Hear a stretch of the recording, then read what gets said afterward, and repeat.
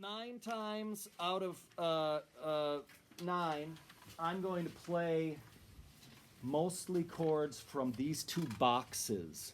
It is hard to see, but there's a 1, there's a flat 7 on the 4th string, there's a 3 on the 3rd string, there's a 5 on the 2nd string. That's this, dominant 7. But this is a 5, right next to it is the sharp 5. So if I want to play a sharp 5, I can. If I want to play a 13, that's above sharp 5. 6, it's called. But because there's a 7th in the chord, it's called a 13. And you can see the fill in the blank next to it has the 1 here, the 7 on the 4th string, the 3 on the 3rd string, the 13 on the 2nd string. So that's how you build that. Taking these numbers down here, out of this box, you can figure out how to play all of these chords. 13 flat 9 that I just played recently, 7 flat 9. For some of these voicings, I leave out the root. This is why we have a bass player here. What note can you leave out of a chord? A lot of people say the 5th, but the first note you can leave out of the chord as a comper in a group that has a bass player is the root, to the point where you should leave it out most of the time. And a lot of us build our chords from the bottom up, so that's hard to do. But when you're first starting out, you put your fingers down on the root, and then you just avoid it with your right hand. And then eventually you don't even have to put it, you just know how to play that chord without the bass note. So this is the opposite of that. This is being able to build all these fancy chords with the sharp 9s and the flat 9s and the sharp 11s, etc. But on other settings, you have to be able to take notes away. For instance, in a big band setting, you have to be able to take notes away. That's the opposite of this. The second box is taken from the dominant 7 on the 3rd line on the previous common 7th chord page. Okay, so that's 1, 3, flat 7, 1. There's a major 7 here. There's a minor 3rd here. There's a 2nd here, flat 3, 3, 4, sharp 4, 5, sharp 5, 6, flat 7, major 7, 1, flat 9, 9, sharp 9. That's where your Hendrix chords come from. All right? Notice in both of these boxes, the 3rd and the 7th. Here's the 7th. The one that has the root on the 6th string. Here's the 7th, the flat 7 and the major 7. And here's the 3rd and the flat 3rd on strings 4 and 3. In this voicing, the root's here on the 5th string. The 3rd and the flat 3rd are on the 4th string. The flat 7 and the major 7 are on the 3rd string. Yes, there's a major 7 on the 2nd string also.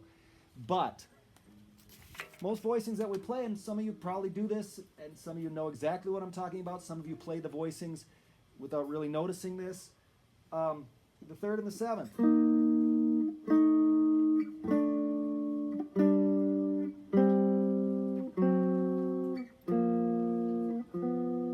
A section to Autumn Leaves. 1, 2, 1, 2, 3, 4.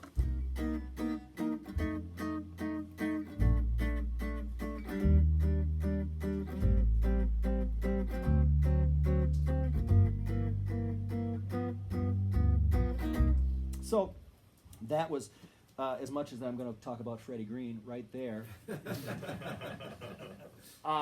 But his sound, and it wasn't always 3rds and 7ths, and sometimes you'd hear just one audible note or just completely muted strings when you can isolate the guitar. And there's a whole website, freddiegreen.com, I think, where they've actually transcribed his quarter notes, playing for the Count Basie Band for 50 years. And there's places like that famous big band, big band, it's all big band, although he played some small group stuff, but that famous recording of All of Me with the blasting intro, and then it breaks down to just a Basie solo. And that was usually the only time you could hear Freddie, was when Basie was soloing with the rhythm section. And yeah, you can hear that, and thanks to teachers that I've had, Mike Irish, Gene Bertoncini, others, saying, yeah, take just the 2 middle strings and play the 3rd and the 7th of each chord. And on a blues, 2, 1, 2, 3, 4.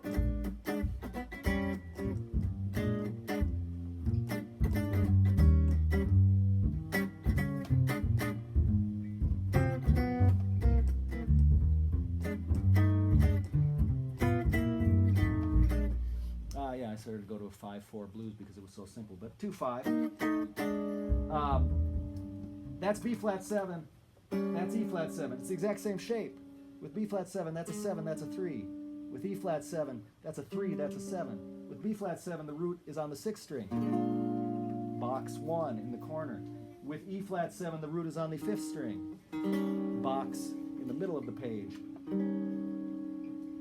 And some people put the bass note in because they want to fatten up the sound. Not because they want to double the bass, but just to fatten up the sound. Maybe if you're playing a Strat, you know, it might thicken up the sound to make it sound a little more like that guitar when you're playing in a big band setting. But those 3rds and 7ths are taken out of Autumn Leaves. 2, 1, 2, 3, 4.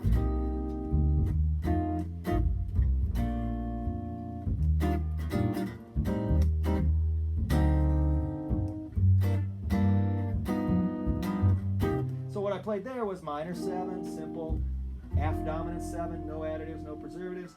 A little bit of BGH not on this B flat major 7, but on this E flat major 9, because E flat major 7 would have put the 7th on the 2nd string. I'm trying to keep them all in the middle 2 strings. Add my color on the top note, and then half diminished. Now I only played the 3rd and the 7th on the minor 7 flat 5. I feel like I'm not getting the whole chord because the flat 5 is very important in a half diminished chord. Not when you're playing in a big band setting. This is what's important. The horns have all the harmonies. You're fine. You have to play with good time and keep the texture light. I did go to a G minor 6th because that's a little hipper on the 1 chord, so I lowered the flat 7 to a 6, and then I altered it to go back, which you don't do when the melody's playing because it clashes with the melody, but we're soloing here. Long story. Now I'm going to add a color to those voicings. I'm going to play C minor 11, F altered 9, B flat, I'll add the 13, E flat major 9, that A half diminished, I might oscillate between the 11 and the flat 5. You know, I was starting to do that anyway, but 1, 2, 1, 2, 3, 4.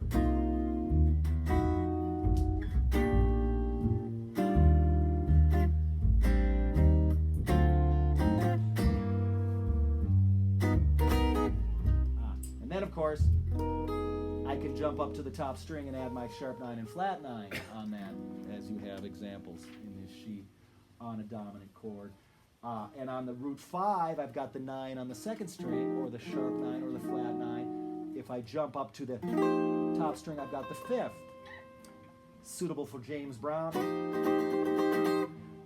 but also for sharp 5s with a sharp 9, with a flat 9, flat 5, with a flat 9, with a natural 9, with a sharp 9. 13, reaching my pinky way up there for the 13. So much of what I play is just these 2 chords.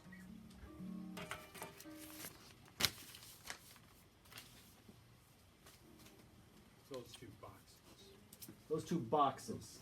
Yes, something out of those 2 boxes. Which is really, just using your language from before, I think the upper left box is your root 1. Root 6. Or root 6, six. and then root 5 is the other box. I would argue that the other box is root 2 when I compare it to the scale, because it has the 1 with the pinky or the 3rd, you know. But like there's an F major scale, but I refer to it as root 2 in my major scale. But it has, that inside of it, and that inside of it, and eventually that sharp 9 gets inside of it. The 13, I've really gone beyond my scale shape with that note, but that's good.